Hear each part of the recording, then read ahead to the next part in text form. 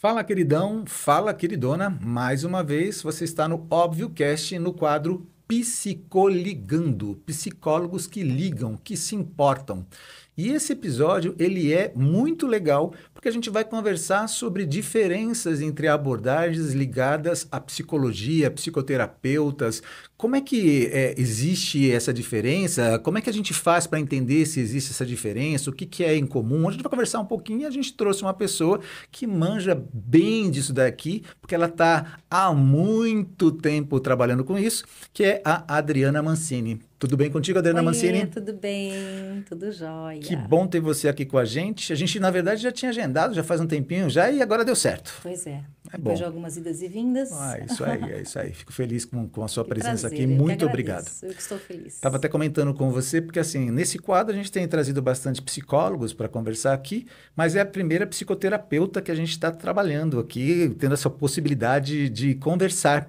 Inclusive, você não é apenas psicoterapeuta, você é psicoterapeuta, psicanalista clínica e didata, hipnoterapeuta, pedagoga, escritora e pastora. Rapaz do céu, você começou a estudar com 2 anos? É, porque Não, é isso. Deixa eu te fazer uma pergunta. Dá para a gente desmistificar esses conceitos e abrir os caminhos para entender a mente e a alma humana? com certeza, Dá? porque existe uma linha muito tênue, né? Uhum, E o Senhor Deus nos criou para sermos feitos à sua imagem e semelhança, né? Então, assim como a Trindade, né? Nós somos corpo, alma e espírito e uhum. dá para nós alinharmos isso de uma forma muito tranquila, sem nenhuma preocupação, sem misticismo, sem nenhuma crença que venha trazer críticas, com Aham. tranquilidade.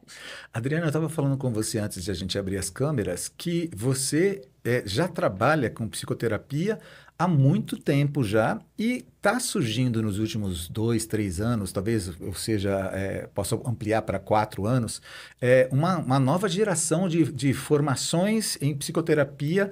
Principalmente com pessoas cristãs. Então você é muito anterior a tudo isso daí, né? Então você é literalmente aquela que, quando tudo era mato, você já fazia psicoterapeuta, já era uma psicoterapeuta já. Bom, deixa eu te contar um pouquinho dessa história. Eu sou muito mais tempo pedagoga, especialista em psicologia escolar e da aprendizagem, Tá. com uma longa carreira na gestão escolar, em sala de aula, primeiramente com adolescentes, né, crianças e adolescentes, e depois com adultos, né? Uhum, uhum, E quando eu já estava bem próxima a uma carreira quase de aposentadoria, na época da pandemia, inclusive, no início ali, né, da pandemia, eu migro para a clínica, para tratar só no individual mesmo esses meus educandos, né? uhum, E isso aconteceu até de uma forma bem orientada por Deus, né? Porque eu fiz uma carreira inversa. Eu comecei na pedagogia logo na administração da gestação, com direção de escola. uhum. E depois que eu fui para coordenação, depois para orientação educacional. Você fez o caminho inverso. Você Fiz foi o de caminho gestão inverso. até que você. Entendi, Exatamente. entendi. E quando na orientação educacional é que eu tinha aquela possibilidade de fechar a porta do escritório, na escola, enfim, Uhum, né, da minha sala, e ouvir esse aluno. uhum, Né? Então, ali, quando a conversa precisava surgir pelo rendimento escolar, pelo baixo resultado de um rendimento escolar, surgia, então, as demandas da alma desse uhum, adolescente, dessa criança, né? Os uhum, seus problemas familiares, as questões disfuncionais, a separação dos pais, a perda de um dos dois por algum luto, por alguma questão de câncer, por exemplo, e várias outras uhum. questões, né? Doenças. Doenças. E aí nós íamos entendendo que, assim, para que essa criança pudesse realmente ter um bom rendimento, ela tinha que, em primeiro lugar, estar bem estruturada emocionalmente. Uhum, Só que a escola ela não tem essa função, ela não faz esse papel, ainda que tenha um psicoterapeuta fixo dentro da escola, uhum, né? Ele vai, na verdade, investir na mudança do comportamento para essa criança poder obter resultados independente da sua queixa disfuncional, da sua queixa distônica. E então eu comecei a ter um outro interesse, um outro olhar aqui na escola eu não consigo cuidar dessas crianças, desses adolescentes, como realmente eles precisam, né?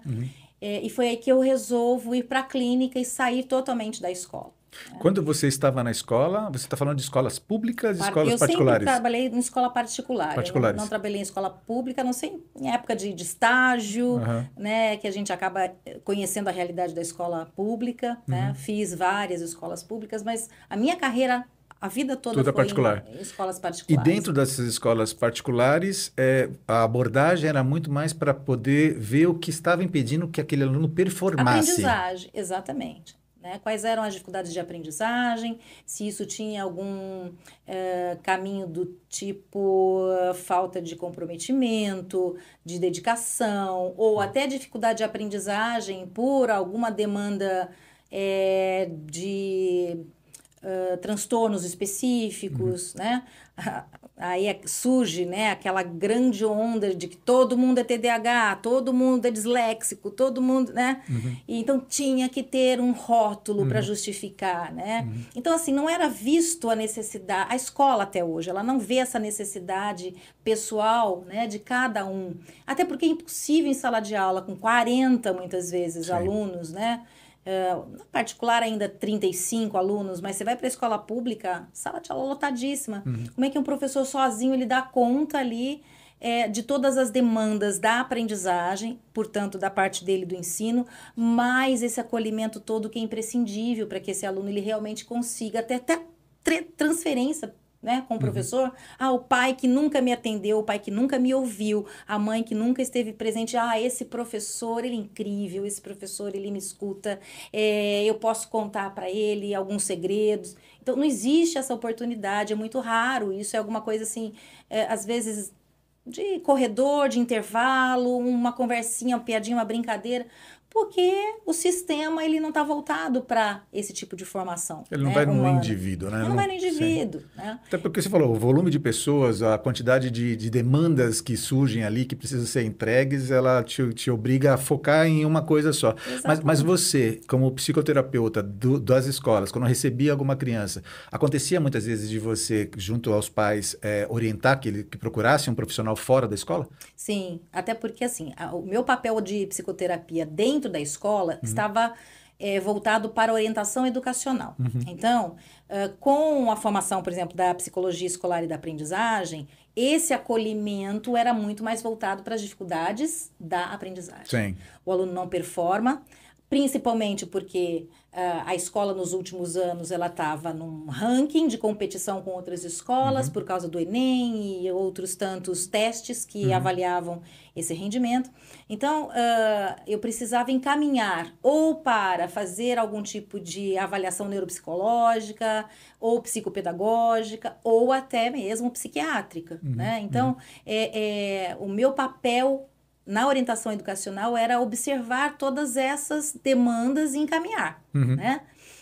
Porque, justamente como eu disse, né, era impossível fazer um trabalho dentro da Customizado, com escola, profundidade. com profundidade, de acordo com a necessidade, porque ia fugir ao propósito. O propósito da escola era aprendizagem, ensino, a preparação desse aluno para o vestibular, desde o ensino fundamental 1, inclusive. Já começa já com esse foco, né? Exatamente. E é interessante que agora eu estou entendendo melhor o que você está dizendo de você ter ido para psicoterapia clínica, porque hoje você é a pessoa que recebe essa criança que alguém chegou e disse, olha, melhor que... Exatamente. É diferente, Exatamente. você é a pessoa que está no consultório para tratar com profundidade, de um modo customizado e trabalhar com essa criança, puxar, eu falo criança, mas com esse indivíduo, né? Independente Exato. se é uma criança ou não. Deixa eu te fazer uma pergunta que é uma pergunta do nosso bloco, que é assim, psicologia versus psicoterapia. Eu coloco versus porque assim, parece que uma concorre com a outra, e eu quero que você me ajude a entender isso. Quais são as diferenças entre a psicologia, psicoterapia e psicanálise? Existe diferença entre as três? Sim, vamos lá. A psicologia, ela é uma ciência que estuda o comportamento humano, que estuda as funções da mente, que estuda as disfuncionalidades. A psicoterapia, ela é a ferramenta de trabalho do psicólogo, né? Já vou falar do psicanalista. Para que ele possa, na clínica, tratar com abordagem específica, e são várias as possibilidades dentro da psicologia, são várias abordagens. São as linhas que o pessoal fala, né? Várias linhas, né? E tratar com a terapia específica, né? Ou com a psicoterapia específica, né? Que aquele profissional se Aquele dedicou, psicólogo. se especializou, né? Exato. E a psicanálise? E a psicanálise, e outra coisa, né? A psicologia, ela dá uma formação profissional institucionalizada de 5 anos, né? E o profissional ele tem um CRP, tem um conselho, né? Que vai organizar a sua profissão. A psicanálise, desde que Freud organizou, né? Essa forma de entender o indivíduo, de trabalhar com o indivíduo, nunca teve essa pretensão de institucionalizar, em primeiro lugar. É sempre de que alguém que estivesse formando algum outro indivíduo para a psicanálise ser praticada no setting, primeiro que ele precisaria acompanhar por muito tempo um supervisor, que ele pudesse fazer a sua análise, inclusive, porque a aprendizagem ela vem do autoconhecimento. Então, quanto mais eu faço análise, mais eu me conheço, mais eu consigo entender os mecanismos da mente para entender o outro, né?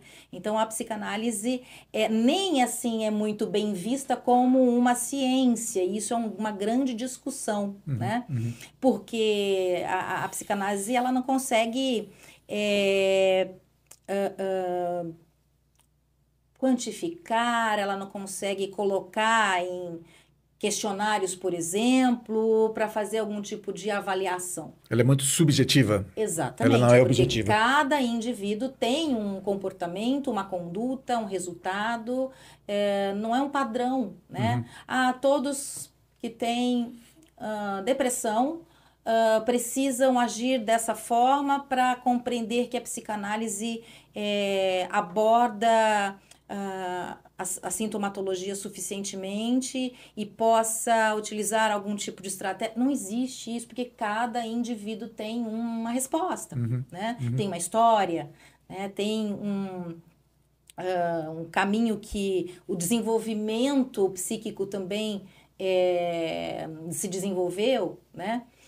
Bem, então a psicanálise, ela não tem uma formação institucionalizada, porque a ideia sempre foi estudar constantemente o comportamento, estudar constantemente o inconsciente, né?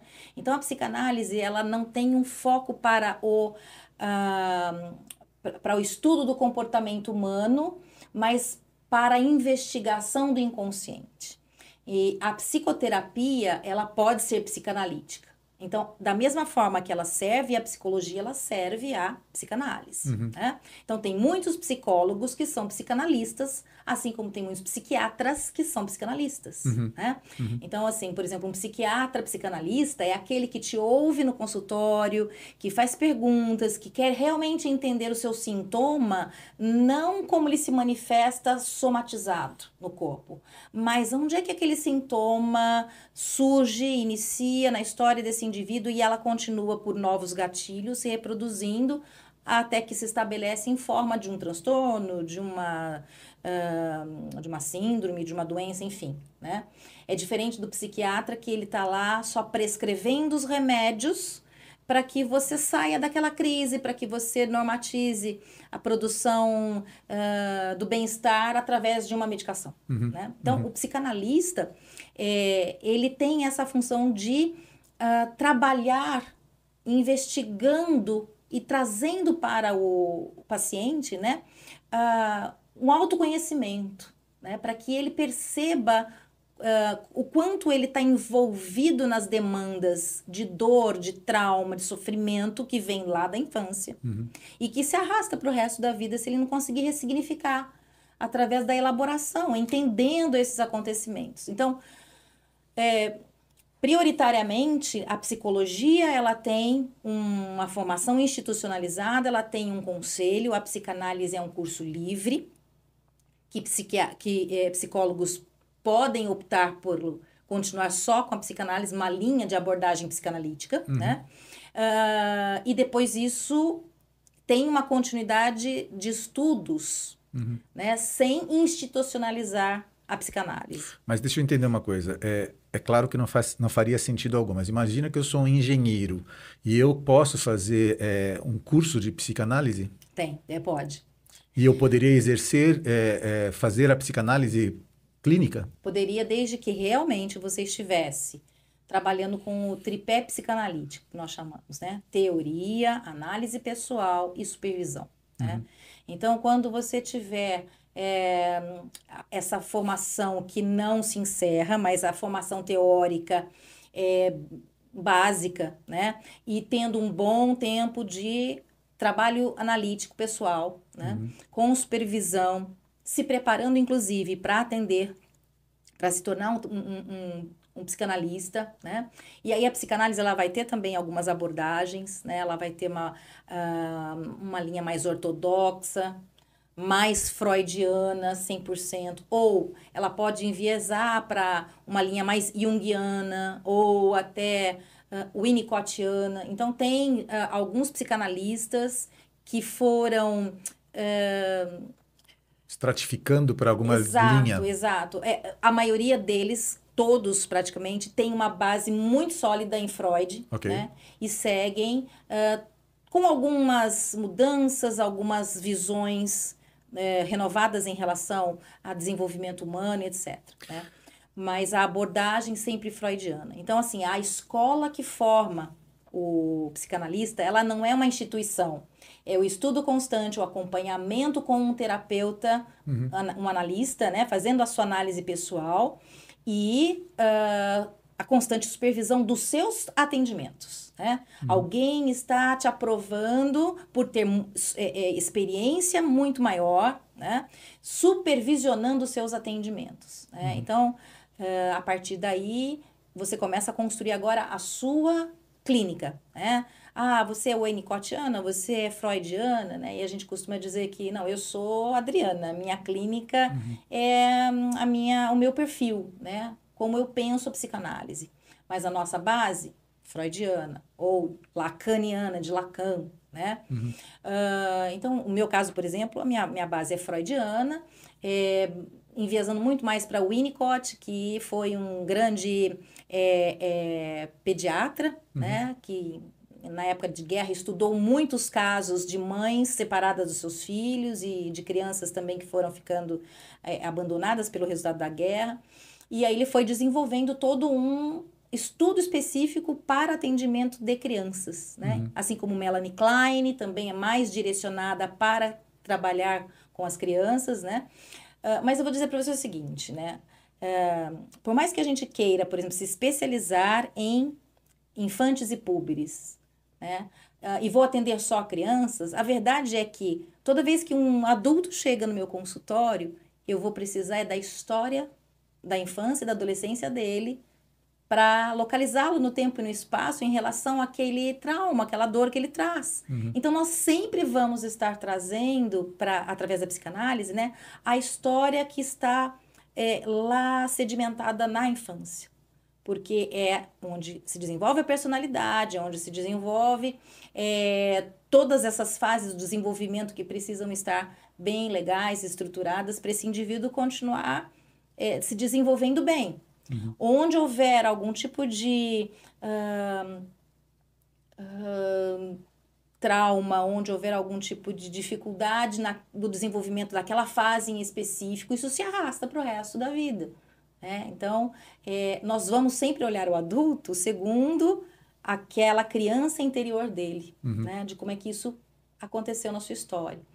Então, Winnicott ou Melanie Klein e tantos outros que focaram nas descobertas no estudo da clínica infantil, né, não significa que não tem um atendimento, uma especialização para dar conta do adulto, muito pelo contrário, né? Porque quem não tiver esse conhecimento da fase infantil não dá conta do adulto, é o contrário. Mas deixa eu te fazer uma pergunta, como alguém que não conhece, eu nunca, até vergonhosamente reconheço isso, nunca fiz terapia com nenhum psicólogo, nunca fiz psicoterapia, nunca fiz psicanálise, o que não me credencia para poder falar sobre isso. Então, imaginemos que de repente você tem uma pessoa com uma determinada demanda, ela tem uma necessidade.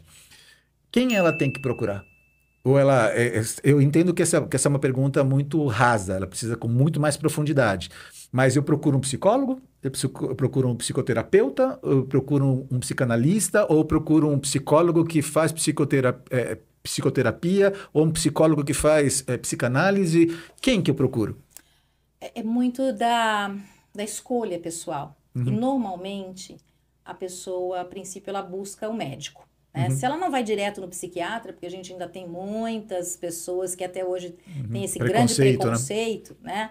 Então, se ela não procura um psiquiatra, mas, por exemplo, a mulher, ela vai numa ginecologista. Sim, E ela fala que ela fala dos seus sintomas, né? sim. Começa a falar que ela só chora, que ela não tá legal, que ela não tem vontade de sair da cama. Bom, enfim. E aí a ginecologista suspeita que ela esteja entrando num processo depressivo. Uhum, E ela vai sugerir para ela, olha, sugiro que você busque fazer terapia. Você precisa rever o que está acontecendo com você, né? Depois que você teve bebê, né? uhum, Possivelmente aí, sei lá, uma depressão pós-parto. uhum. E depressão pós-parto não é a primeira vez que surge só depois que o neném nasce, né? Aliás, a depressão não vem a partir do nascimento. Ela já tem um histórico muito mais antigo que levou a ter uma depressão Apareceu ali, mas pós-parto. ela já estava presente. Exatamente.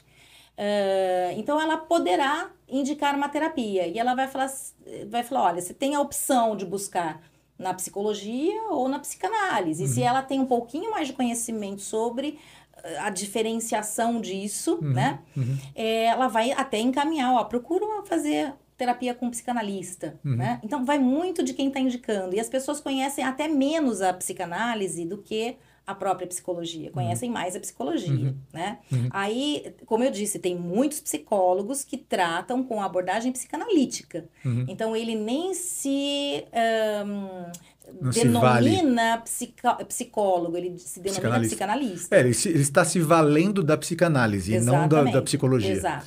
Então, assim, para onde eu vou, o que faz, né? Isso tem muito a ver com a indicação. A psiquiatria, ela costuma atualmente, ou ela indica a psicanálise, ou ela tem indicado a psicoterapia comportamental, na psicologia, né? A Psicologia, que é a comportamento é a TCC, TCC. isso, a terapia cognitivo-comportamental, né? Desculpa, a TCC é psicoterapia? É uma psicoterapia. Aliás, o termo psicoterapia, né, ele veio já da psicologia. A psicologia já existia quando Freud começa a estudar os comportamentos das histéricas, né, e perceber que aquela forma de tratamento psiquiátrico, né, que era a base do choque, enfim, precisava ter um outro olhar. Aliás, ele neurologista, né? Então, a psicologia já existia, né? Então, ele veio com uma nova abordagem dentro da psicologia, né? Então, é, até que começa a ser chamado só de psicanálise aquilo que ele estava propondo, Uhum. né? Então, a psicologia sempre fez menção à psicoterapia. Então, é um termo usado sempre pela psicologia, tá?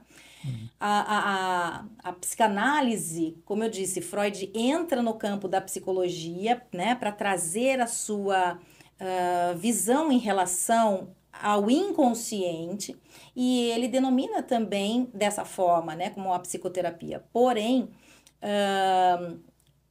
hoje em dia, falar de psicoterapia sempre lembra psicologia, muito mais do que psicanálise. Sim. O termo mais utilizado como aquele que atende dentro da psicanálise é analista, né? Então, eu faço análise, eu não faço psicanálise. Eu estudo psicanálise, mas o meu terapeuta me trata com análise. Então, esses são os Sim. termos Sim. utilizados, né? Sim. Então, a psicoterapia, ela também é uma abordagem dentro da psicanálise, porque eu posso trabalhar, como eu estava falando, ou com a psicanálise freudiana ortodoxa, é aquela do divã, que o paciente está à frente, o analista está atrás dele, não tem olho no olho, não tem essa conversa bilateral, Uhum. né? É muito mais livre associação, o paciente fala, fala, fala, pouco o psicanalista interfere, a não Uhum. ser para devolução das próprias perguntas que às Uhum. vezes o paciente faz ao terapeuta, né? Então, é bem clássica, ortodoxa, não muda. Só que com os estudos, com o passar dos anos, com novas pesquisas, foi dando espaço a uma psicoterapia psicanalítica. Então, o terapeuta ele tem um pouco mais de participação, vamos dizer assim, na análise, né? Nunca com conselhos, nunca com demonstração de possibilidades ou caminhos entregando para o paciente, mas fazendo com que ele pense, né? Então, por isso que a psicanálise é muito voltada para o autoconhecimento, para que ele veja a sua potencialidade, as suas condições, e ele faça essa descoberta, né, daquilo que o impede, muitas vezes, de se manifestar com a própria vontade ou com as suas próprias escolhas, né? Então, esse viés vai acontecendo na medida que o paciente vai conhecendo e elaborando as suas antigas dores, os antigos traumas, né? Então, aí, quando o psicanalista interfere um pouco mais, ele está fazendo uma psicoterapia psicanalítica. Então, assim, eu posso fazer psicoterapia breve, por exemplo, que o paciente não tem interesse de trabalhar por um longo tempo esse autoconhecimento. Ele já chegou na clínica resolutiva. com um objetivo. Olha, é o seguinte, eu estou em depressão desde que meu marido morreu, eu não consigo sair desse luto, já fazem 7 anos, eu só choro, minha vida parou, então eu quero tratar isso. Ele quer tratar algo específico, ele não está se abrindo para um trabalho maior. É isto. Então, a gente começa esse trabalho chamado psicoterapia breve, focando, direcionando nesta intenção. Ao longo do tratamento, se vão surgindo outras questões, outras necessidades de serem trabalhadas, e o paciente entende que isso é importante, a gente pode, então, passar agora a trabalhar com a psicoterapia psicanalítica. Ou até, dependendo de como é o posicionamento desse paciente, ser um pouco mais ortodoxo e optar pela psicanálise mais tradicional. Então, esse caminho, quem decide é o psicanalista diante da anamnese, diante do conhecimento que ele vai tendo ali do seu paciente. Se é uma psicoterapia psicanalítica ou uma psicanálise mais ortodoxa. A breve é quando realmente o objetivo do paciente é pontual, né? O que eu entendo do que você falou de um jeito muito resumido, obviamente, é assim. Então, a indicação está muito mais vinculada com o profissional que tem aquele paciente, diz, olha, vai para um psicólogo, vai para um psicoterapeuta, vai utilizar a psicanálise, está muito vinculado com essas indicações necessariamente, e você tem uma caixa de ferramentas com várias possibilidades que você pode utilizar ali. Então, são profissionais que se valem de uma ferramenta ou de uma outra ferramenta de acordo com aquilo que ele entende que é necessário. É mais ou menos por esse caminho. Por exemplo, quando você falou sobre a hipnoterapia. A gente já está entrando nela, porque assim, até para contar para você, eu sou da época, até falei para você fora das câmeras, eu sou da época que quando a gente falava sobre hipnose dentro das igrejas, o pessoal falava que isso era do diabo, você entendeu? Assim, hipnose não faz sentido algum. Tanto que as pessoas falavam assim, as pessoas só vão ser hipnotizadas se elas quiserem se deixarem ser hipnotizadas, elas não conseguem ser hipnotizadas se não quiserem. Aí falava, não, eu jamais se permitiria. Entra por aí e explica para mim. Você trabalha com isso? Como é que se funciona? Quais são seus benefícios? E desmistifica isso para mim, inclusive. Primeiro, só ainda terminando de falar, quando a hipnose entra dentro de uma psicoterapia, como é que ela é entendida? Porque, assim, a psicanálise pura, a psicanálise que vai trabalhar com análise, ela não dá espaço, não tem espaço para nenhuma outra psicoterapia integrativa. Ela é clássica, ortodoxa, e ela tem todo um método de trabalho ali no setting, né? Se você diz assim, eu sou hipnoterapeuta, eu pratico a hipnose clínica, né? Então, há quem diga, então você não pratica a psicanálise, né? Ok, eu pratico, por isso, psicoterapia psicanalítica, porque ela me dá espaço, ela me dá a oportunidade de trabalhar com outras ferramentas, inclusive com a hipnose, né? Nós chamamos de psicoterapia integrativa, aquela que, por exemplo, vai somando outros tipos de terapia, ela vai trazendo, vai agregando junto da psicoterapia outras formas de terapia, como a sistêmica, por exemplo, a terapia sistêmica, né? A constelação familiar, né? Então, assim, existem, como você estava dizendo, várias hoje, né? Que podem ser agregadas a um trabalho clínico no setting, né? Só que realmente existe uma grande diferenciação, né? Uma coisa é você praticar a psicanálise, a outra é você praticar a psicoterapia integrativa, porque aí você traz uma série de outras abordagens, de outros estudos para dentro de um setting que vai trabalhar a dor do meu paciente, certo? Só para não misturar tudo e virar um balaio de gato, né? Uma coisa é psicanálise e a outra coisa é psicoterapia psicanalítica. E a outra é psicoterapia integrativa, né? Ok. Porque aí você vai usando outros recursos, vamos dizer assim.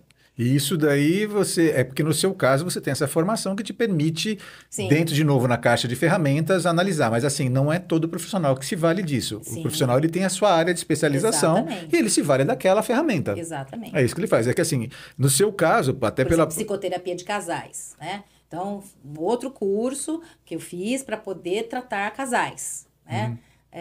Psicoterapia com idosos, né?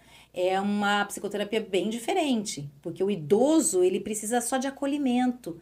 Ele não tem mais condições de mudar aquele quadro que já está muito sedimentado, ele não consegue flexibilizar mais, né, o jeito de pensar. Então, é uma terapia mais de acolhimento mesmo, de abraçar, de ouvir, né? Seria o paliativo para o médico, Exato, talvez? exatamente. Então, por isso, assim, a psicoterapia agora começa a ganhar esse grande leque aí de várias possibilidades de tratamentos, né? Mas o importante é diferenciar qual é a abordagem dessa psicoterapia, porque acaba entrando, inclusive, psicoterapias místicas, né? Mais, assim, até me foge o nome agora correto disso. Mas entender que não é psicologia, não é psicanálise.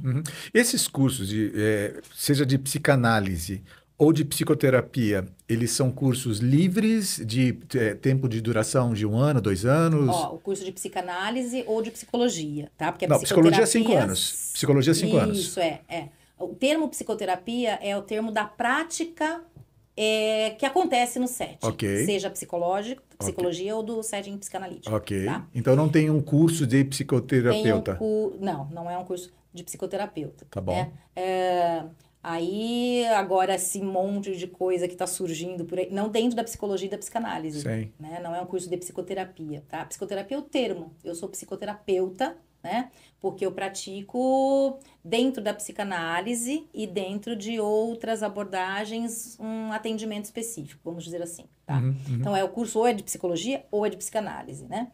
E aí, assim como a psicanálise é um curso livre, vem surgindo cada vez mais um monte de outros cursos livres. Só que a diferença é que a psicanálise ela está sedimentada e ela iniciou todo o seu estudo já através do conhecimento até psicológico que Freud tinha, né? Então, tem um olhar para o desenvolvimento humano, as fases do desenvolvimento, e algumas psicoterapias que estão surgindo por aí agora, elas nem estudam a fundo todas estas fases, o método, enfim, as técnicas, né? A não ser aquilo específico. Ela não volta para estudar o desenvolvimento humano, tá? Então, por exemplo, constelação sistêmica familiar, né? Ela não vai estudar as fases do desenvolvimento humano, por exemplo, né? O que é esperado em cada fase do desenvolvimento do bebê, né? Para entender se houve uma fixação em alguma dessas fases, para depois compreender onde é que o adulto acabou de uma forma estacionando ali e desenvolveu uma problemática. Ela vai trabalhar com a resolução que a sistêmica oferece, que é uma outra terapia, ela não tem um vínculo, como eu posso dizer, psicológico. Mas você sabe o que é interessante do que a gente está conversando, Adriana? Eu estou com você aqui com a possibilidade de perguntar e de descer com mais profundidade ou não. Mas mesmo eu estando com você, eu percebo da complexidade que é isso. Porque assim, o que acaba ficando para nós? Nós que não conhecemos esse mundo, né? É igual, por exemplo, hoje o coach. Antigamente você tinha um profissional que ele fazia algumas abordagens e ele era reconhecido. começou a surgir um monte de coach, pessoas se autodenominando ou pessoas fazendo cursos livres e esses cursos livres dando a essas pessoas uma especialização, aspas, nessa especialização, para que essa pessoa pudesse aplicar isso.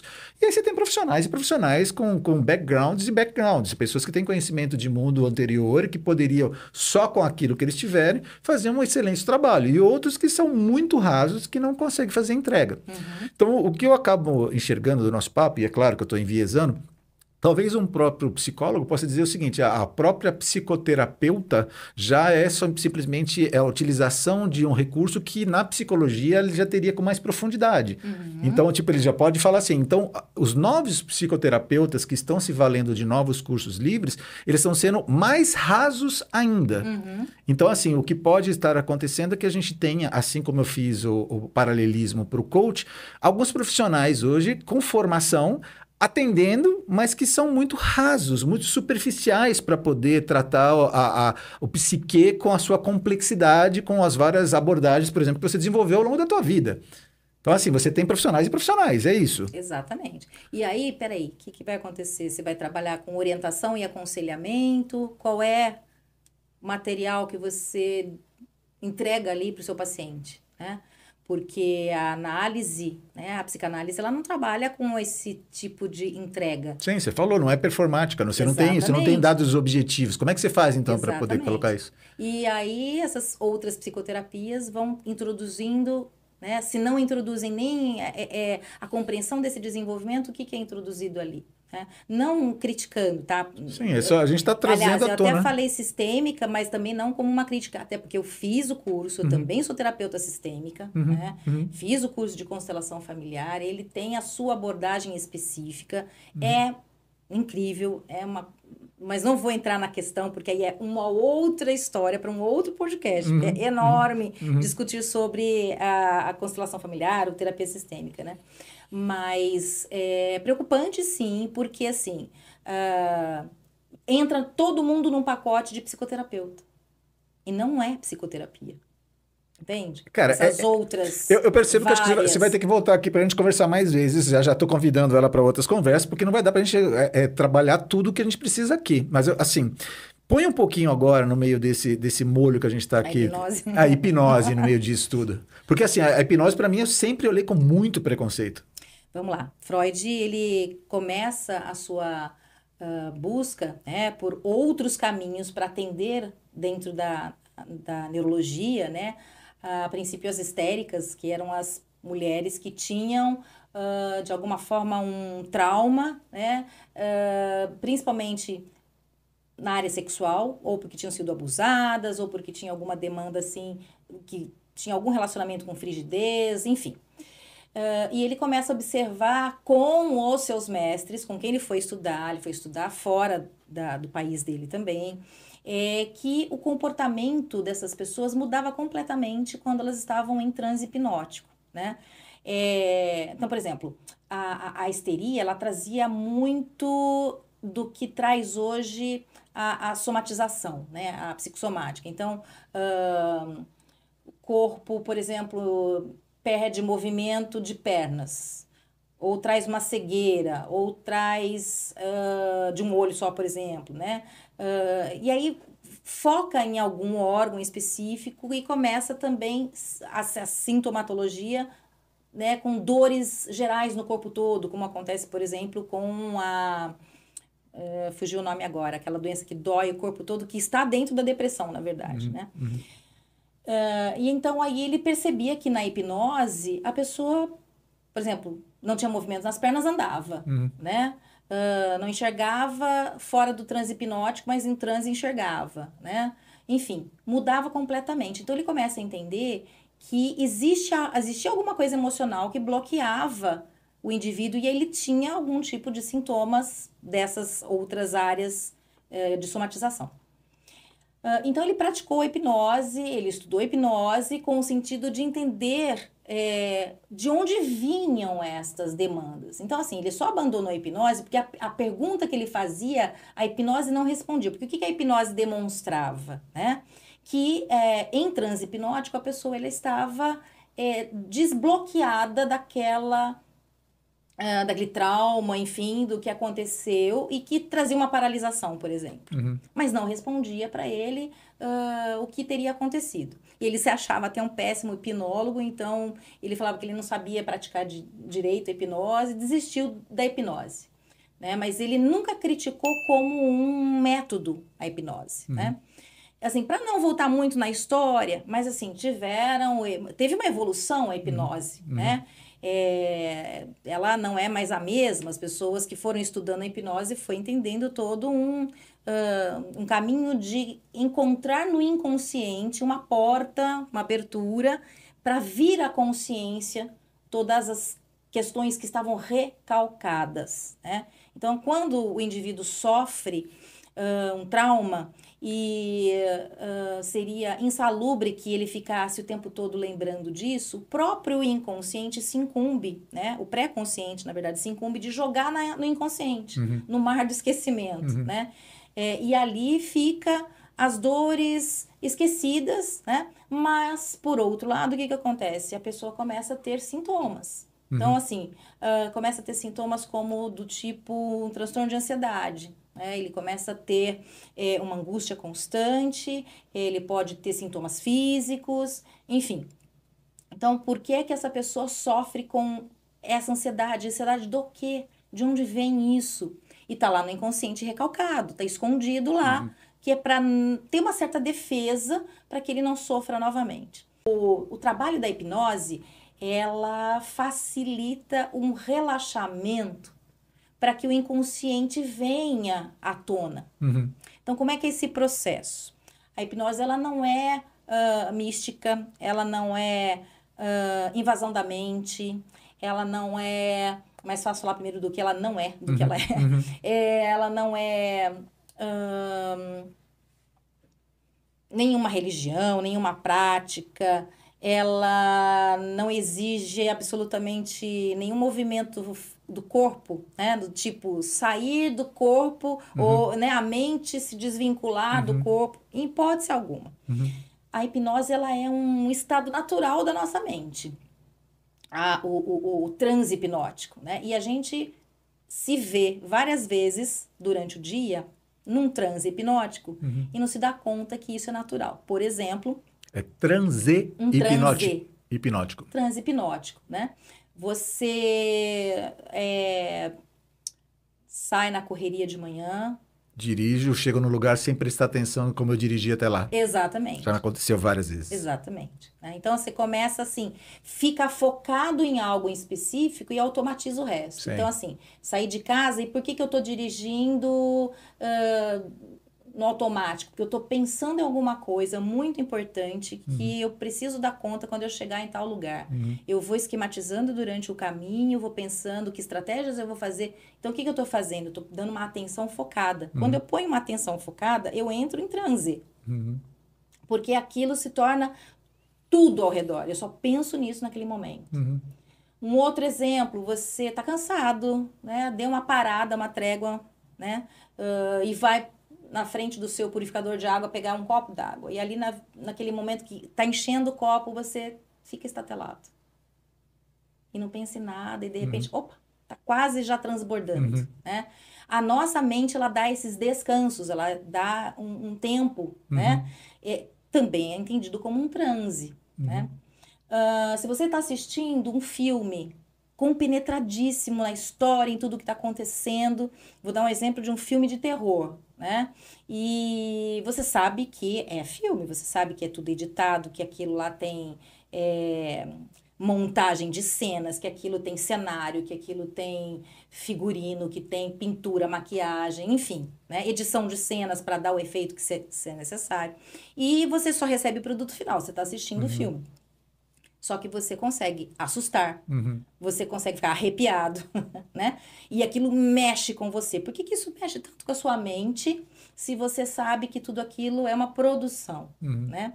Porque você começa a colocar uma atenção focada na expectativa, no que vai acontecer, né? E aí, quando começam a acontecer as coisas, você reage. Então, são vários exemplos que eu estou contando aqui do que seria o transe hipnótico. Você entra completamente naquele foco, né? Você bota foco em algo em específico. Então, o que que acontece no transe hipnótico de uma hipnose clínica? Uhum. Primeiro, por que que as pessoas têm tanto preconceito? Primeiro, por não conhecer exatamente o que é a hipnose. Uhum. Segundo, porque existe, assim, hipnose de rua, de entretenimento, existe até utilização, muitas vezes, da técnica da hipnose para fazer coisas que nos escandalizam, Uhum. né? Que, Uhum. inclusive, não entrando muito no mérito, mas, assim, a gente já assistiu algumas situações de culto, né, transmitida pela TV, que é um show, né? Uhum. E ali naquele momento da cura e não sei o que tem, que tá ministrando ali de alguma forma, não está acontecendo nada no campo espiritual. Está acontecendo, na verdade, técnicas de hipnose Uhum. que estão sendo praticadas ali até pela pessoa que está Uhum. conduzindo toda aquela situação, né? Então, assim, o que que é a E isso é técnica? possível você colocar um público maior do que um indivíduo apenas? Sim, É? coletivo. Um transe coletivo é Interessante. possível O tal da você... catarse, né? Sim, exatamente.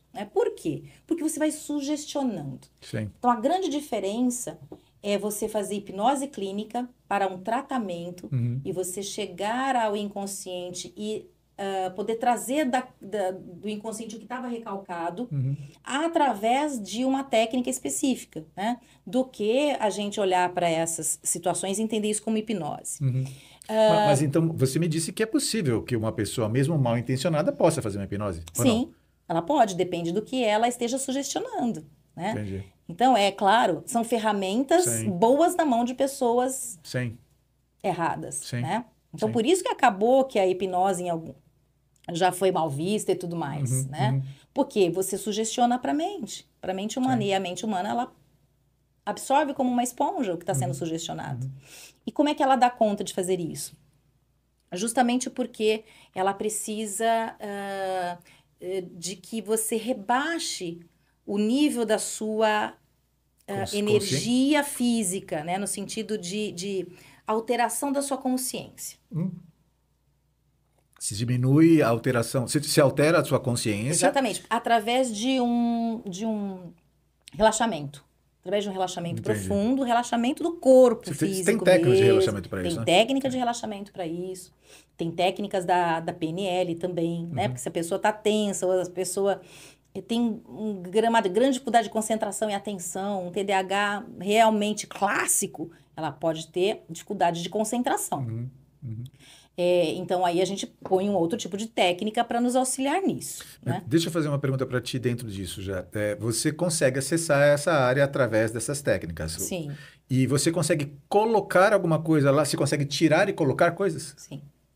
Então, a gente vai trabalhar com hipnose clínica, Uhum. e eu acho muito importante que o hipnólogo, ele conheça o desenvolvimento humano, porque trabalhar com as mentes das pessoas é algo muito importante e você tem que saber manusear a mente de alguém, né? Então, assim, ela é perigosa se você não for, como é que eu posso dizer, um profissional idôneo, né? Capacitado e ético, né? Capacitado e ético, porque realmente, se a pessoa está desesperada, você pode pôr o que você quiser na mente dela, né? Só que eu vou explicar porque, assim, não é nada do tipo se perder, né? Nunca mais voltar no mesmo estado. Não é assim que acontece. Você não vai ter uma nova persona ali, né? Não é isso. O que acontece é que você leva essa pessoa a um relaxamento profundo e ela se coloca nesse relaxamento de uma forma a estar muito mais apta a ser sugestionada. Então, você que está tratando, você sabe o que ela precisa para ser tratada, né? Então, digamos que você está fazendo aquilo que a gente chama de regressão de memória. Regressão, voltar em outras vidas, né? É aí onde existe muito preconceito. Principalmente os cristãos são muito preconceituosos em relação a isso. Né? Uhum. Só que não, a gente está fazendo uma regressão ao útero, porque a neurociência fala disso, a psicoembriologia fala disso, né? Tudo que acontece na vida intrauterina fica registrado. Mesmo nos primeiros meses, quando não está pronta a estrutura do cérebro ainda e não tem um inconsciente para enviar para lá né, e entrar no esquecimento já, alguns traumas intrauterinos, a pele, ela recebe essa memória, os órgãos recebem memórias, né? Então, assim, quando você está fazendo a hipnose, você vai fazer uma regressão de memórias, que vai até a vida intrauterina, Sim. né? Segundo a nossa crença, né, que somos cristãos. Mas aí eu vou receber um paciente que ele é médium. Eu não deixo de atender o meu paciente, né? Eu tenho que ser muito ética nisso. E ele acredita em vidas passadas, né? Então ele acha, assim, que assim, não, alguma coisa aconteceu numa outra vida, porque eu tô pagando isso, tô pagando aquilo, né? Eu quero fazer uma hipnose. Eu não deixo de fazer hipnose. Mas eu não vou fazer regressão de vidas passadas nele. Eu não vou entrar em nenhum ritual. Eu não vou entrar na doutrina que ele segue. Eu sempre deixo isso muito claro. Olha, nós vamos tratar a sua mente. O que a sua mente mostrar, nós vamos trazer à tona, ok? O que você conseguir se lembrar. Aí você tá lá fazendo hipnose, leva ali uma regressão para a vida intrauterina, né? Para buscar ali algum trauma, alguma questão. Nem sempre eu vou de propósito na vida intrauterina, eu deixo que essa regressão aconteça por memórias, porque tem regressão por memória e regressão de idade. Idade, vou até o início da vida intrauterina, né? Então, às vezes, eu estou fazendo uma regressão de memória e já surge algum medo que ele passou, já surge uma lembrança, né? E aí ele começa a descrever, nossa, eu estou me lembrando, me vendo aqui quando eu tinha 2, 3 anos de idade, né? Atravessou a minha frente um boi que estava solto na rua, sei lá, né? E eu tô escondido debaixo de algum lugar e o boi vem e vira, né, o carro, sei lá. E ele começa a falar a respeito. Ele nunca lembrava disso, né? E ele teve esse momento de lembrança, né? Mas aí, aquele lá que quer saber o que aconteceu na vida passada, né? Nesse momento ele falou assim, estou me vendo, sei lá, no ano de 1400, né? Escondido também, sei lá, em algum lugar. O boi vai estar lá. O boi tá lá, a situação tá lá, tá tudo acontecendo no ano de 1400. E porque eu não professo da fé dele, eu vou deixar de atender? O que importa? Curar o trauma. Existe um trauma, existe alguma questão com o boi que ele acha que é em 1400, tá? Mas vamos lá. Ele infere, nesse caso? Ou não? Então, aí a gente vai entrar nas questões religiosas dele. E eu não entro nelas. O que eu faço? Sim. Eu cuido da demanda dor. Ok. Qual é o sofrimento? Então, existe um sofrimento. Não importa que seja em 1400 ou 2025, mas está acontecendo um pânico, um medo desesperador naquele momento. E isso vem trazendo esse paciente a não conseguir enfrentar aquilo que é novo, aquilo que é difícil, por causa dessa insegurança, desse medo daquilo que ele acabou de entender. Então, a gente traz a resolução dentro do transe, ressignifica aquela questão dentro do transe, e aí ele simplesmente perde o medo do boi, por exemplo. Para todas as pessoas é possível fazer a hipnose? Para todas as pessoas que queiram entrar numa solução do seu problema, que se disponibilize, entendendo que 50% da técnica depende de mim e 50% depende dela. Então, essa permissão que as pessoas falam tem que haver de fato. Tem que haver de fato. Eu preciso estar disposto a... Isso, exatamente. Tem todo um protocolo que a gente faz um combinado, que eu explico isso tudo antes, né? Então, existe sim, e deixando claro, você precisa mergulhar de cabeça, né? Não ficar na dúvida, não ficar, será que está acontecendo? Porque, primeiro, as pessoas acham que vai acontecer algo inusitado, que vai acontecer algo do tipo sobrenatural, que a mente sai do corpo. Então, eu deixo muito claro, faz parte do protocolo explicar que nada disso acontece. Tem pessoas que até, nossa, eu pensei que eu ia sentir alguma coisa.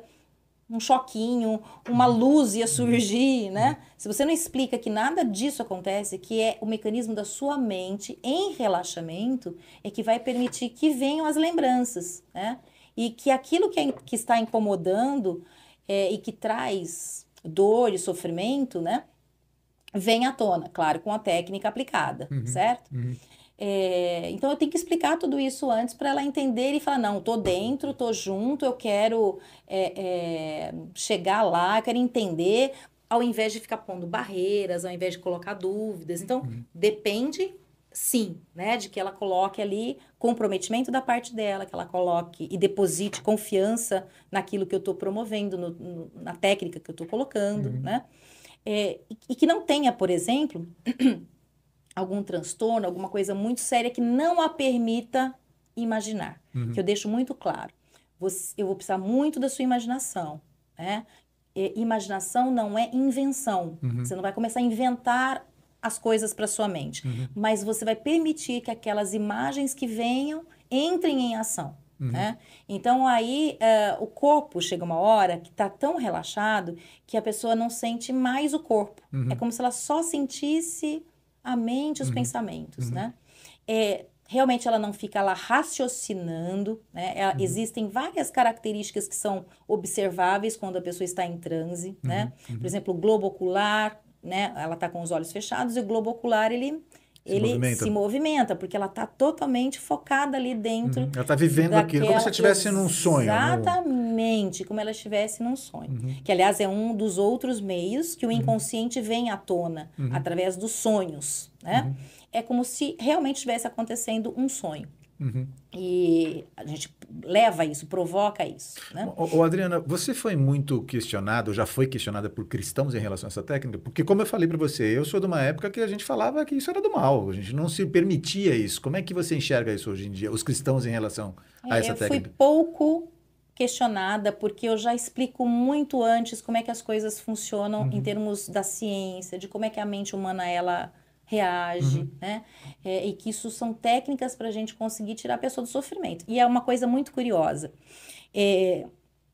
Existem alguns preconceitos também, não sei se você já ouviu falar, com a cura interior, né? Ou libertação. Sim.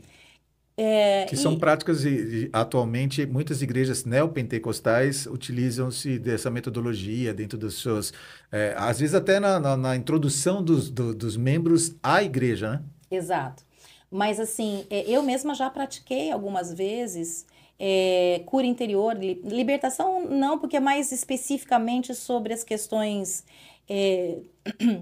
de espiritualidade, com o que ela se vinculou, mas na cura interior.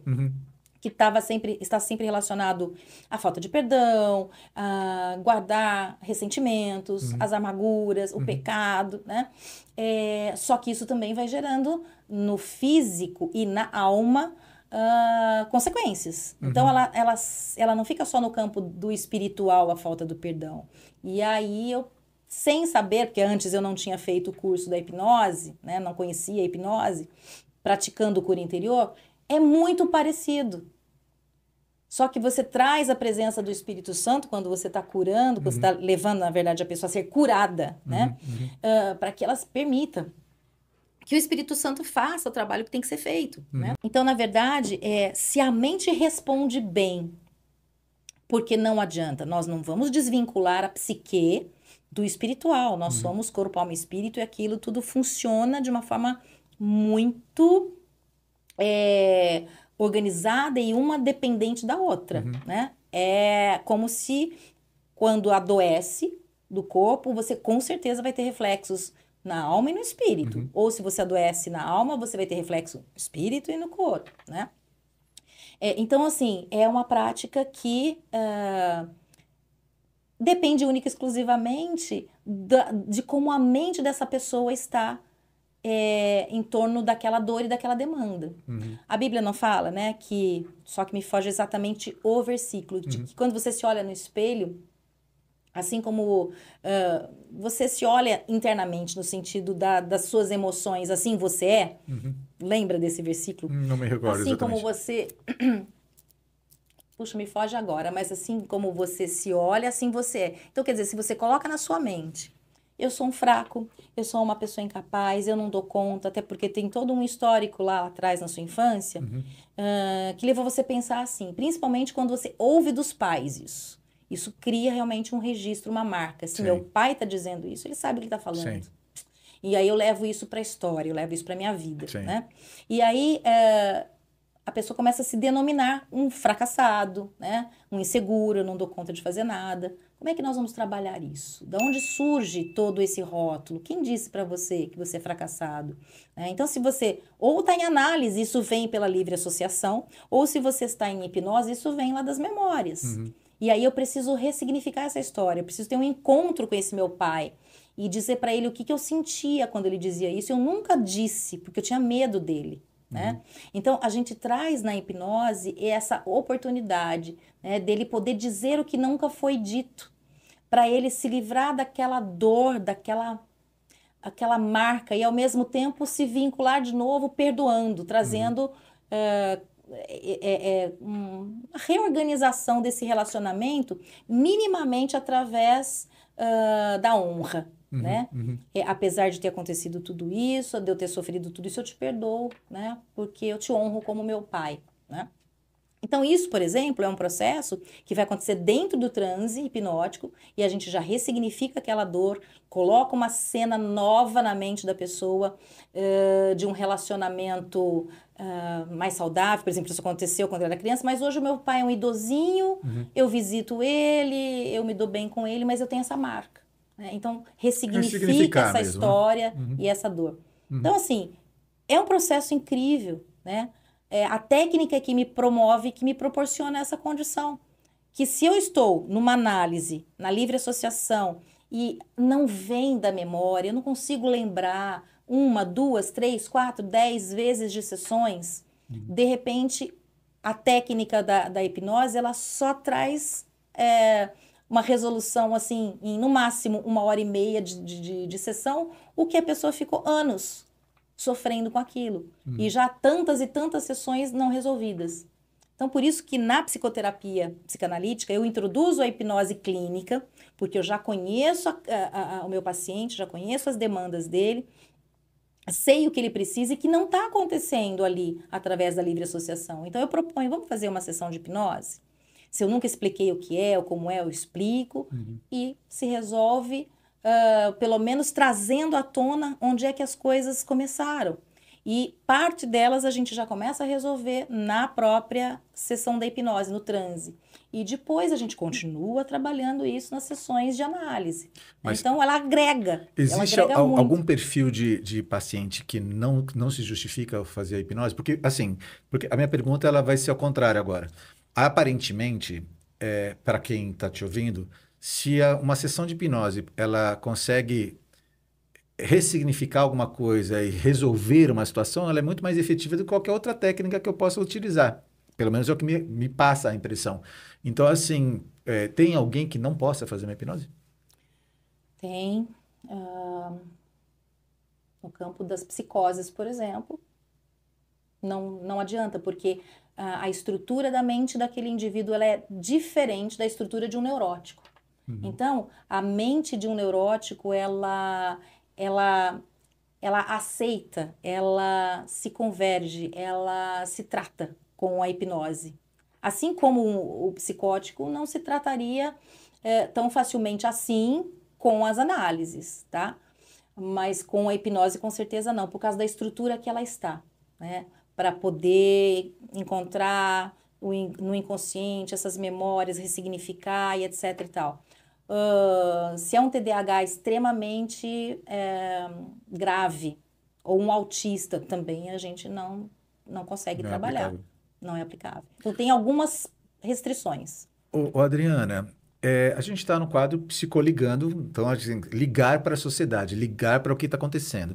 E a gente sabe que a gente está vivendo um momento bem complexo da humanidade, no sentido de que algumas verdades estão sendo questionadas, elas não são mais verdades absolutas, a gente tem um monte de considerações que estão sendo feitas hoje, e as pessoas estão com uma crise de identidade muito forte em diversas áreas. Que práticas simples que você daria de modo saudável para as pessoas elas manterem a saúde emocional delas, tanto para adulto, para jovens, assim, para esse, o que eu posso fazer para proteger a minha mente? Bom, com certeza, esse mundo que está automatizado com a velocidade de respostas e tudo precisa ser para já, para agora, porque senão já se torna obsoleto, vai engolindo, né, as pessoas nesse ritmo, essa loucura toda. Então, as pessoas não têm tempo mais para si mesmas, elas não têm tempo mais nem para o autoconhecimento, nem para reflexão, né, ou até para buscar fazer alguma coisa por si que gere prazer, né? Ah, pintura em tela, sei lá, prática de vôlei de praia.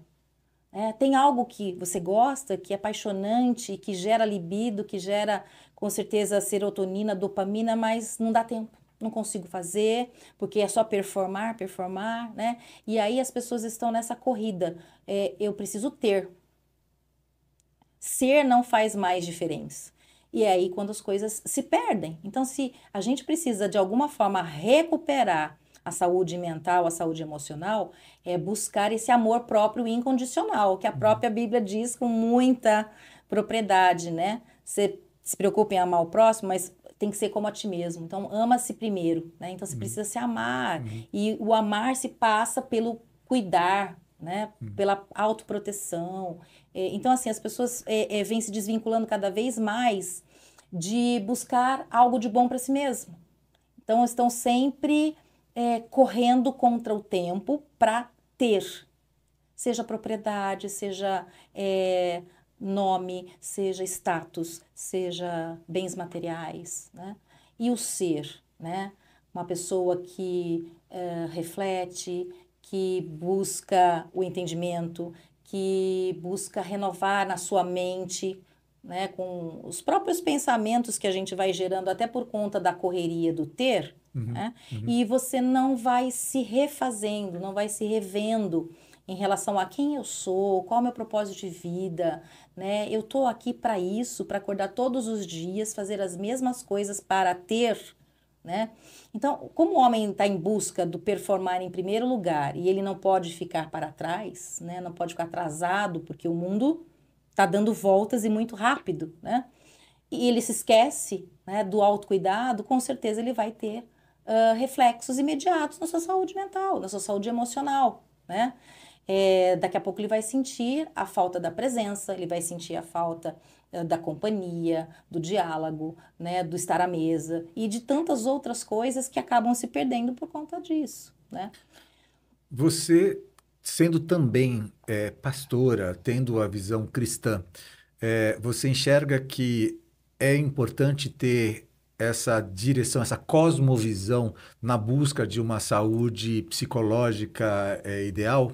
Com certeza, porque somos corpo, alma e espírito, né? Nós precisamos dar conta daquilo que nos foi presenteado para a existência, né? Então, as pessoas, na verdade, elas estão sempre ocupadas ou preocupadas em cuidar do corpo. Aliás, até de uma forma muito mais Idólatra até? exatamente estética, idólatra, do que na saúde, né? Porque às vezes cuidando dessa forma tão idólatra do corpo acaba trazendo até mal-estar físico, né? Pelos exageros. Mas tem que cuidar da alma e tem que cuidar do espírito, né? Então, negligenciar que existe uma psique, que existe emoções que me fazem mal e vão me levar a pecar, inclusive, eu não estou fazendo o devido cuidado que eu deveria estar, né, com aquilo que me foi dado como templo do Espírito Santo, né? Porque, assim, o nosso Deus, ele não habita apenas no corpo, na carne, ele habita na nossa mente, nas nossas emoções, né? Então, nós somos corpo, alma e espírito e negligenciar a psique estar se descuidando. Então, a pessoa que, por exemplo, se nega a fazer uma consulta com um psiquiatra porque eu não sou louco, porque que absurdo, né? E adoecendo cada vez mais. Ou, da mesma forma, existe muito preconceito com a terapia também, né? Não está fazendo aquilo que é devido, né? Está negligenciando o que a palavra diz para você se cuidar, para você se amar, né? Para você amar o teu próximo como a ti mesmo. Se não se cuida, não percebe que existem demandas nas suas emoções que não correspondem, né? Que te fazem até pecar muitas vezes, né? Por conta do seu estado emocional. E você evita a busca do cuidado por preconceito, então tá errado, né? Então, mas infelizmente, isso é uma realidade que ainda tem muita gente que não admite. Imagina, depressão hoje ainda é entendido como pecado. Não é pecado, aconteceu alguma coisa, está em pecado, por isso está em depressão. Porque o crente não entra em depressão. Como que não? A gente tem exemplos na Bíblia de situações e circunstâncias, né? De pessoas que entraram num estresse tão grande, num medo tão profundo, num pânico tão grande, ou até momentos difíceis que entraram em depressão, né? E hoje nós temos tantos recursos, e por que não se cuidar, se existe essa possibilidade, né? E aí a gente pode trazer tantas outras exemplos, como o espinho na carne, que a gente não sabe exatamente, teologicamente, cada um vai entrar para um lado, mas digamos que fosse uma demanda da própria dificuldade de enxergar, né? A cegueira ali. E aí tem um monte de gente com cegueira espiritual, né? Por conta da cegueira psíquica, por conta da cegueira no sentido de não querer enxergar que existe ressentimentos, que existem mágoas e que são necessárias serem trabalhadas e curadas numa terapia e não necessariamente num culto. Né? Existem demandas que existem possessões, né? Então a pessoa tem uma manifestação, né? Uma possessão espiritual e percebe-se que não vem de um lado espiritual aquela possessão, mas vem de algum grito da alma. Então, não é o pastor que vai tirar demônio nele, porque não tem demônio, mas tem uma demanda de dor nessa alma que precisa ser tratada. Né? Então, assim, existem muitas explicações que a gente poderia pensar agora e ver, existe uma necessidade de cuidar com todo o cuidado especial, corpo, alma e espírito. Só que a alma acaba sendo negligenciada, né? Porque as pessoas colocam a ideia de que, não, em Cristo tudo se fez novo. O homem velho ficou para trás. Só que está tudo lá dentro do inconsciente. E como que você prova que está lá no inconsciente? Porque os sintomas estão aí o tempo todo, manifestando. Já viu os sonhos que a pessoa está sempre sonhando com aquele mesmo sonho repetidamente, né? O inconsciente está de todas as formas tentando invadir a consciência para mostrar, olha, socorro, eu não aguento mais, estou sobrecarregada, você precisa fazer alguma coisa, né? Aí vem a interpretação dos sonhos, que é uma das práticas da psicanálise. E a pessoa acha que tudo ali é profético, que os sonhos são todos com algum... De futuro. Com algum... alguma resposta de Deus ou alguma informação que venha do profético. E os sonhos são interpretados de acordo com a dinâmica que vem acontecendo ali no setting, né? É muito importante para construir esse caminho, né, que nós estamos em busca dessas dores lá do inconsciente. É interessante que quando a gente começa um trabalho terapêutico, a pessoa começa a lembrar, se ela não se lembrava de sonhos, ela começa a sonhar constantemente, né? E aí, muitas vezes, esses sonhos repetitivos, que falam sempre da mesma coisa, voltam de uma forma super insistente.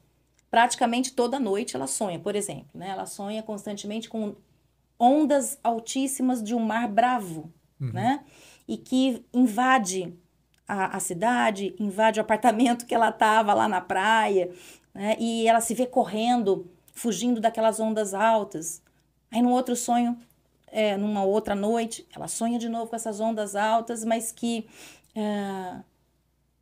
ela se embola numa das ondas menores, mas mesmo assim ela consegue se levantar e fugir. Uma outra noite ela sonha que ela está na montanha, mas ela vê aquelas ondas altas vindo, embolando e não chega até onde ela está, porque ela está num lugar mais alto. Então, quando ela está tratando no setting, né, essas demandas das dores emocionais, e ela, enfim, consegue elaborar alguma dor da sua alma, nunca mais ela sonha com essas ondas altas, porque o inconsciente entregou a mensagem que tinha que entregar e ela se curou porque ela se lembrou, ela ressignificou, ela tratou o assunto. Isso é incrível como acontece constantemente com todo tipo de sonho repetitivo, que a pessoa sempre sonha, às vezes muda um pouco o cenário, muda os personagens, né?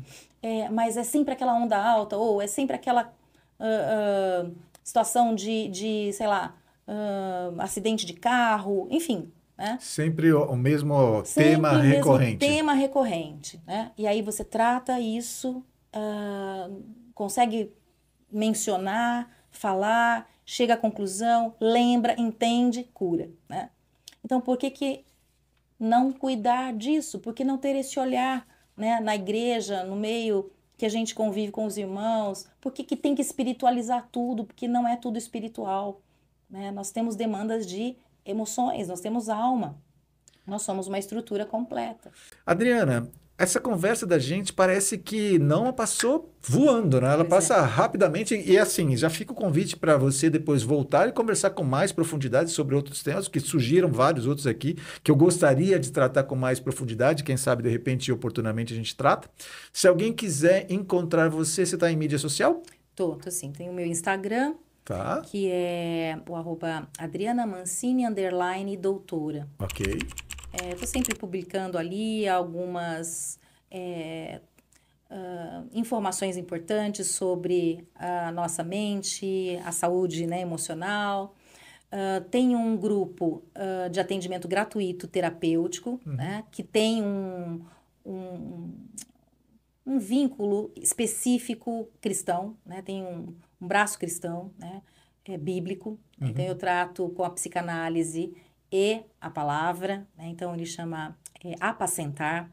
Ele acontece agora, uma vez por mês, né? Então as pessoas que tiverem interesse me chamam através do Instagram e eu coloco as pessoas no grupo, né? E no grupo eu disponibilizo as datas que vão ter esses encontros. Já foi um dia presencial, agora eles estão online, né? Então é um grupo terapêutico, né? Fora isso, tem algumas aulas ao vivo que eu disponibilizo também da psicanálise. Nesse momento está acontecendo um curso novo, recém-lançado, a psicanálise continuada. Então, é um curso para psicanalistas ou psicoterapeutas de outras áreas, né? Para dar continuidade aos estudos, né? Então, não, aquilo que eu vinha falando, né? Que a gente não pode parar, tem que continuar estudando. Então, essa é a minha proposta também, né? Então, iniciamos agora, nós estamos na segunda aula, né? Então, vai até dezembro, uma proposta aí de quase 3 meses, toda segunda-feira, né? Então, também quem tiver interesse, dá tempo ainda de pegar o bonde andando, porque as primeiras aulas estão gravadas, dá para assisti-las online, né? E depois continuar acompanhando ao vivo ali as aulas que também são online, não são presenciais, né? E outros projetos que estão para surgir ainda aí, que estão gestando, né? Também dentro da psicanálise, né? No estudo da psicanálise. As pessoas vão poder seguir você aí no Instagram e vão poder ver todas essas novidades, além do que já está rodando já, né? Tem material cristão evangélico você tá no YouTube também? Não, no YouTube. Mesmo Adriana underline Mancini? Esse é Bálsamo de Gileade, Adriana Mancini Souza. Dentro do YouTube, Adriana Mancini Souza. Tem no meu Instagram também o link para poder entrar no YouTube. É. Tá bom, a gente vai colocar tudo aqui embaixo as informações também para que as pessoas possam seguir. Adriana, muito obrigado pelo teu tempo. Eu que agradeço. É muito gostoso poder conversar com você, entender um pouquinho mais sobre isso. Eu acho que é legal até o fato de eu não ter participado de todas essas, como eu falei, nunca fiz uma psicanálise, eu nunca fiz... Isso é muito legal, porque a grande maioria das pessoas não fez. Então, assim, qual a dúvida que a gente tem? A dúvida que todas as pessoas têm. Então, isso permite que as pessoas enxerguem um pouquinho mais. Esse quadro Psicoligando foi feito para você entender que tem pessoas olhando para a sociedade, percebendo a necessidade de cada um de nós e para poder nos ajudar nisso. Se você esteve com a gente até agora, você tem que seguir a gente, você tem que compartilhar, você tem que comentar. O que você acha disso? Você acha que isso é legal? Você acha que isso tudo é uma doideira? A gente está sempre aberto para ouvir a voz das pessoas que estão assistindo o nosso canal aqui, porque isso, inclusive, vai mostrando para outras pessoas que o canal tem relevância. Adriana, muito obrigado pelo teu tempo aqui. Aquela câmera ali é o que eu falo para as pessoas para a gente dar tchau. Fala tchau, gente. Valeu. Valeu. Valeu.